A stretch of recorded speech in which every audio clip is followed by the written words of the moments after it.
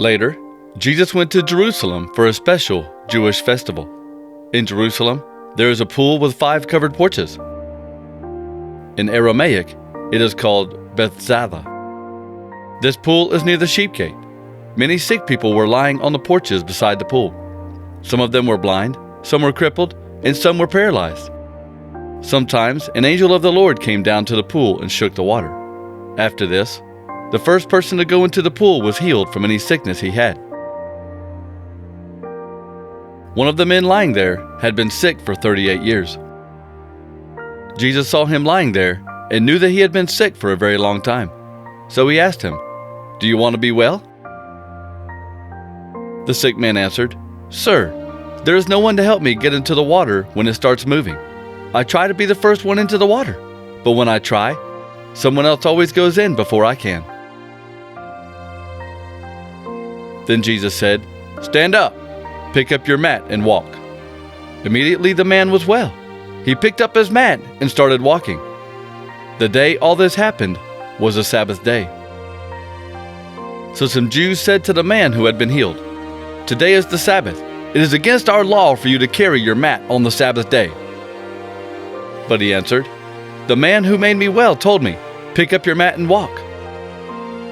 They asked him, "Who is the man who told you to pick up your mat and walk?" But the man who had been healed did not know who it was. There were many people there, and Jesus had left. Later, Jesus found the man at the temple and said to him, "See, you are well now, but stop sinning, or something worse may happen to you." Then the man left and went back to the Jews who questioned him. He told them that Jesus was the one who made him well. Jesus was doing all this on the Sabbath day. So these Jews began trying to make him stop. But he said to them, "My Father never stops working, and so I work too." This made them try harder to kill him. They said, "First, this man was breaking the law about the Sabbath day. Then he said that God is his Father. He is making himself equal with God." But Jesus answered, "I assure you that the Son can do nothing alone. He does only what he sees his Father doing. The Son does the same things that the Father does. The Father loves the Son and shows him everything he does. This man was healed, but the Father will show the Son greater things than this to do. Then you will all be amazed. The Father raises the dead and gives them life. In the same way, the Son gives life to those he wants to. Also, the Father judges no one. He has given the Son power to do all the judging. God did this so that all people would respect the Son the same as they respect the Father. Anyone who does not respect the Son does not respect the Father. He is the one who sent the Son. I assure you, anyone who hears what I say and believes in the one who sent me has eternal life. They will not be judged guilty. They have already left death and have entered into life. Believe me, an important time is coming. That time is already here. People who are dead will hear the voice of the Son of God, and those who listen will live. Life comes from the Father himself, so the Father has also allowed the Son to give life. And the Father has given him the power to judge all people because he is the Son of Man. Don't be surprised at this. A time is coming when all people who are dead and in their graves will hear his voice. Then they will come out of their graves. Those who did good in this life will rise and have eternal life, but those who did evil will rise to be judged guilty. I can do nothing alone. I judge only the way I am told, and my judgment is right, because I am not trying to please myself. I want only to please the one who sent me. If I tell people about myself, they cannot be sure that what I say is true. But there is someone else who tells people about me, and I know that what he says about me is true. You sent men to John, and he told you what is true. I don't need anyone to tell people about me, but I remind you of what John said so that you can be saved. John was like a lamp that burned and gave light, and you were happy to enjoy his light for a while. But I have a proof about myself that is greater than anything John said. The things I do are my proof. These are what my Father gave me to do, They showed that the Father sent me. And the Father who sent me has given proof about me himself. But you have never heard his voice. You have never seen what he looks like. The Father's teaching does not live in you, because you don't believe in the one the Father sent. You carefully study the Scriptures. You think that they give you eternal life. These same Scriptures tell about me. But you refuse to come to me to have that life. I don't want praise from you or any other human. But I know you. I know that you have no love for God. I have come from my Father and speak for him, but you don't accept me. But when other people come speaking only for themselves, you accept them. You like to have praise from each other, but you never try to get the praise that comes from the only God. So how can you believe? Don't think that I will be the one to stand before the Father and accuse you. Moses is the one to accuse you, and he is the one you hoped would save you. If you really believed Moses, you would believe me, because he wrote about me. But you don't believe what he wrote, so you can't believe what I say.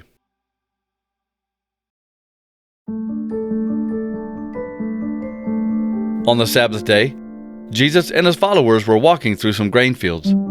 The followers picked some grain to eat. Some Pharisees said to Jesus, "Why are your followers doing this? It is against the law to pick grain on the Sabbath." Jesus answered, "You have read what David did when he and the people with him were hungry and needed food. It was during the time of Abiathar, the high priest.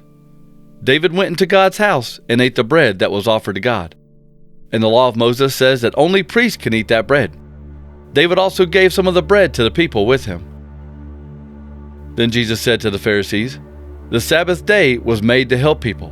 People were not made to be ruled by the Sabbath.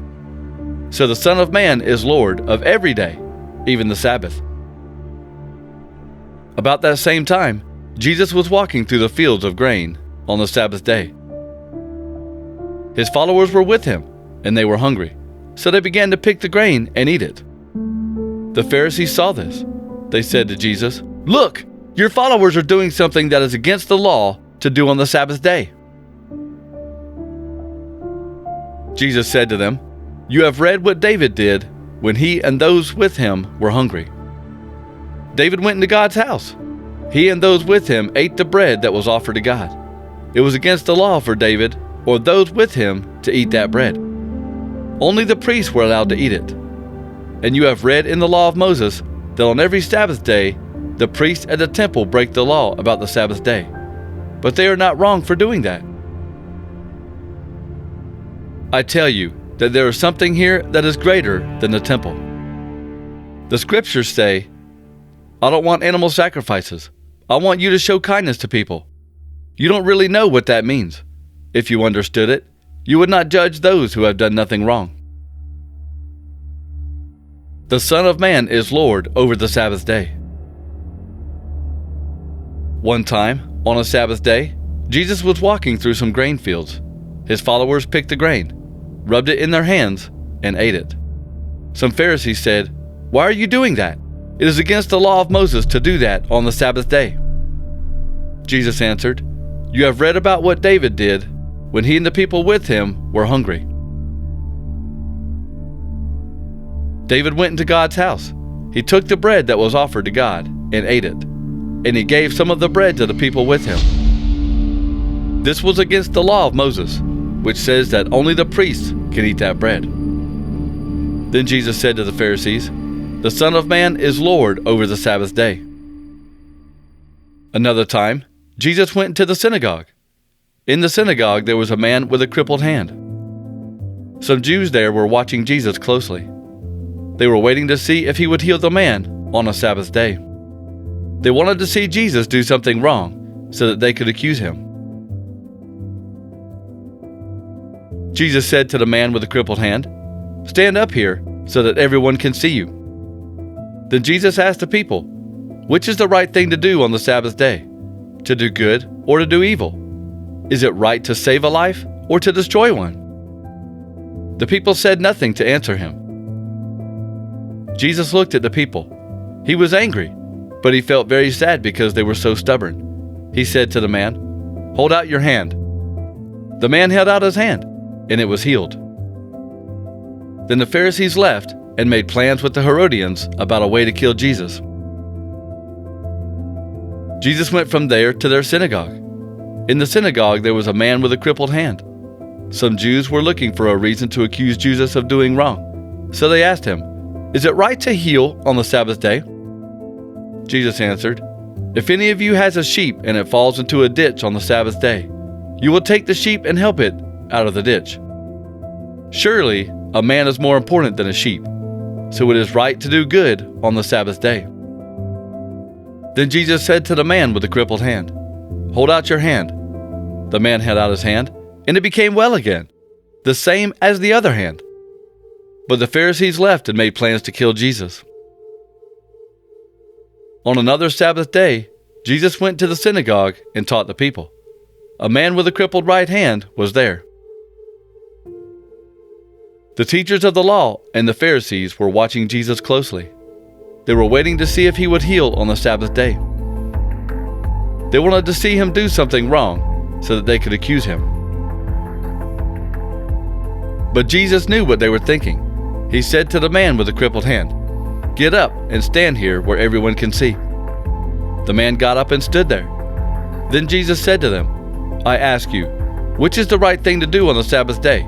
To do good or to do evil? Is it right to save a life or to destroy one?" Jesus looked around at all of them and said to the man, "Hold out your hand." The man held out his hand, and it was healed. The Pharisees and the teachers of the law got so mad they couldn't think straight. They talked to each other about what they could do to Jesus. Jesus knew what the Pharisees were planning, so he left that place, and many people followed him. He healed all who were sick, but he warned them not to tell others who he was. This was to give full meaning to what Isaiah the prophet said when he spoke for God. "Here is my servant, the one I have chosen. He is the one I love, and I am very pleased with him. I will fill him with my spirit, and he will bring justice to the nations. He will not argue or shout. No one will hear his voice in the streets. He will not break off even a bent stem of grass. He will not put out even the weakest flame. He will not give up until he has made justice victorious. All people will hope in him."